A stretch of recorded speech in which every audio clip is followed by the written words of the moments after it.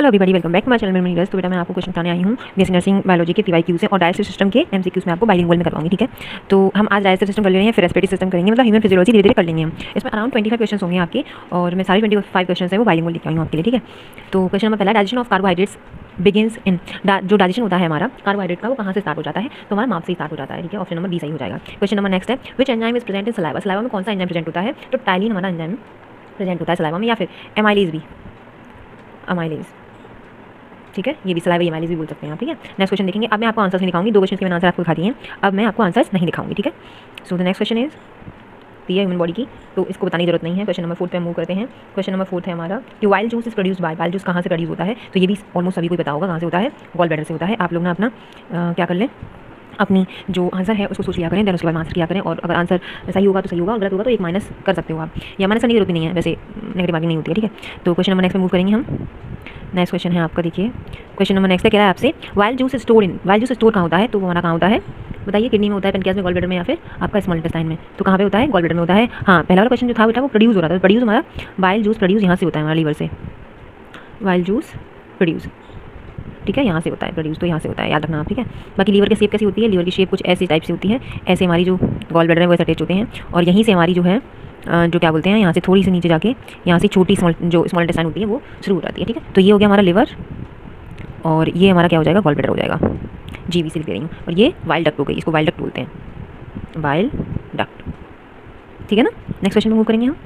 Question number next 6 आपसे कह रहे हैं विच acid is present in the stomach, stomach में कौन सा एसिड प्रेजेंट होता है, सबको पता है हाइड्रोक्लोरिक एसिड प्रेजेंट होता है। और एक क्वेश्चन और आपको बताऊं मैं कि अगर हमारे में हाइड्रोक्लोरिक एसिड बनता रहे पेट में और म्यूकस की एब्सेंस हो तो क्या हो सकता है, तो हमें अल्सर हो सकता है।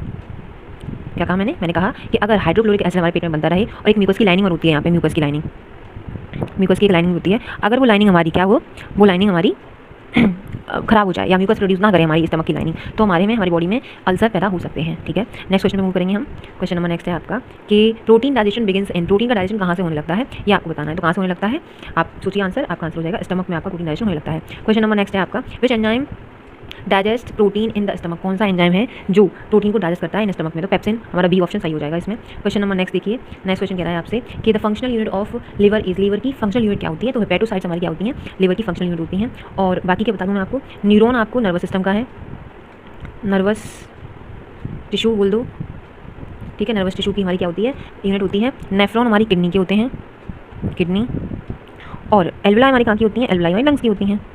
ठीक है, ये फंक्शनल यूनिट है हमारी सबकी, याद रखना। नेक्स्ट क्वेश्चन देखिए, नेक्स्ट क्वेश्चन है आपका ये which organ absorbs maximum nutrient, कौन सा ऑर्गन है जो एब्जॉर्ब करता है मैक्सिमम न्यूट्रिएंट को, तो आंसर क्या हो जाएगा, स्मॉल इंटेस्टाइन। और एक और चीज़ आप याद रखनी है, स्मॉल इंटेस्टाइन में हमारी में क्या होता है, स्मॉल इंटेस्टाइन में कंप्लीट डाइजेशन, अगर आपसे पूछा जाए कंप्लीट डाइजेशन कहाँ होता है, ठीक है, तो भी कहाँ होता है हमारा, स्मॉल इंटेस्टाइन में। नेक्स्ट क्वेश्चन है हमारा कि finger like projections in small intestine are called, जो फिंगर लाइक प्रोजेक्शंस होती हैं हमारे इंटेस्टाइन में वो कैसी होती हैं, उन्हें क्या बोलते हैं, तो उन्हें ब्लाइज कहते हैं। ठीक है, ऑप्शन नंबर सी सही हो जाएगा। नेक्स्ट क्वेश्चन है आपका कि the total length of small intestine is about, total length कितनी होती है हमारे स्मॉल इंटेस्टाइन की, तो 6 से 7 या फिर 4 से 7 सेंटीमीटर बोल सकते हो, सॉरी मीटर बोल सकते हो, 4 से 4 से आपका कितना हो सकता है, 4 से 7 मीटर की लंबी होती है हमारी स्मॉल इंटेस्टाइन। ठीक है, नेक्स्ट क्वेश्चन देखेंगे हम, 6 मीटर। क्वेश्चन नंबर नेक्स्ट आपसे कह रहा है which organ connects mouth to stomach, mouth को स्टमक से कौन कनेक्ट करता है, तो मुख को आमाशय से कौन जोड़ने वाला है, हमारा ओएसोफेगस होता है, ऑप्शन नंबर बी सही हो जाएगा। क्वेश्चन नंबर नेक्स्ट देखिए, कह रहे हैं आपसे वसा का पाचन मुख्यतः कहाँ होता है, तो स्मॉल इंटेस्टाइन में। मैंने आपको बताया कंप्लीट डाइजेशन जो हमारा होता है वो स्मॉल इंटेस्टाइन में होता है। किसकी वजह से होता है हमारा, फैट का एमल्सिफिकेशन, तो होता है बाइल जूस की वजह से,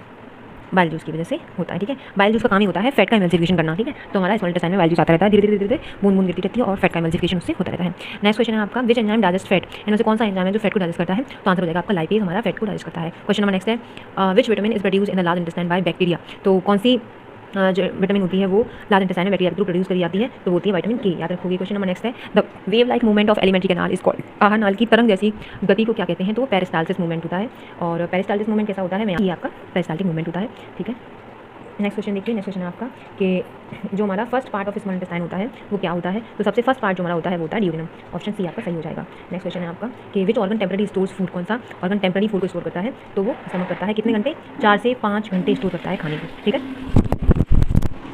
देखोगे। नेक्स्ट क्वेश्चन आपको कह रहा है pancreatic juice helps in digestion of, तो पेनक्रियाटिक जूस हमारा फैट में भी करता है हेल्प, और हमारा किस में करता है, प्रोटीन में भी करता है और कार्बोहाइड्रेट्स में भी करता है, तो ऑप्शन हमारा डी सही हो जाएगा। क्वेश्चन नंबर नेक्स्ट देखिए, कह रहे हैं आपसे कि the end product of protein digestion is, and product क्या होता है प्रोटीन डाइजेशन का, तो क्या होता है हमारे अमाइनो एसिड्स होते हैं। मैंने आपको बताया है कि जो प्रोटीन की चेन होती है हमारी वो हमारी किससे बनी होती है, अमाइनो एसिड से ही बनी होती है। तो जब एक छोटे छोटे अमाइनो एसिड जैसे शेप में अलग होते हैं, अमाइनो एसिड्स ऐसे जुड़े होते हैं एक दूसरे से, ठीक है, ऐसे उनके शेप अलग होते हैं, ठीक है, और कैसे भी बना लो ऐसे, और फिर आपको भी डिफरेंट शेप ले सकते हैं ऐसे, ठीक है, और ऐसे।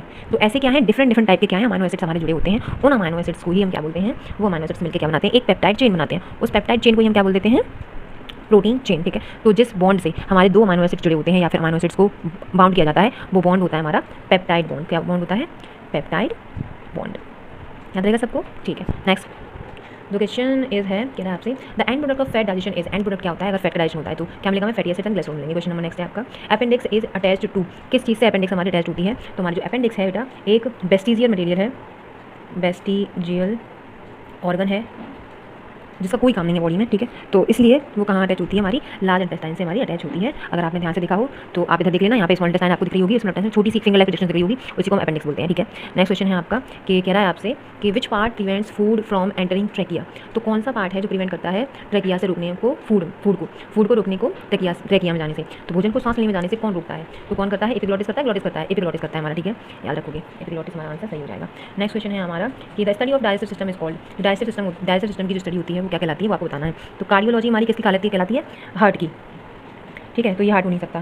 फिर आपकी न्यूरोलॉजिस्ट किससे कहलाती है, आपकी ब्रेन से रिलेटेड जो स्टडीज होती है न्यूरोलॉजिस्ट बोलते हैं, या फिर आप बोल सकते हो कि न्यूरॉन्स की बेसिकली बोल सकते हो।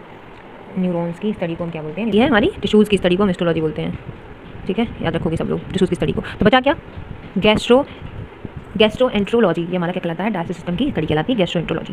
याद रहेगा सभी को, और यही क्वेश्चन है हमारे, बाकी और क्वेश्चन हम डिस्कस कर लेंगे जल्दी से। Please comment down and I answer your questions, your doubts as soon as possible.